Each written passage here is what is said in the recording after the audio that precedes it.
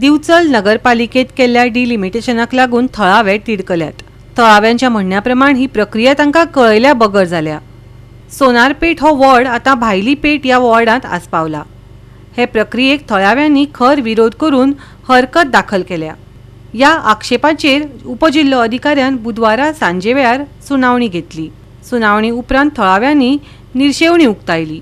हे जे कितें कोणी केला पळय तो राजकीय स्वार्थ साधून आपलो गेल्लो आसा।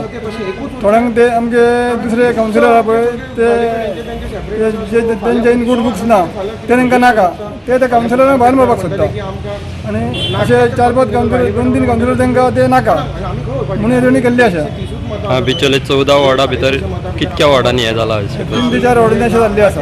4च फक्त म्हणजे अंदाज। ओके। आमचे वॉर्ड नंबर 13 जो निर्णय घेतला पळय डिलिमिटेशन करपाचो आमचो वॉर्ड काडला सोनारपेट आनी भायली पेटेन मारला तो आमकां अजिबात मान्य ना।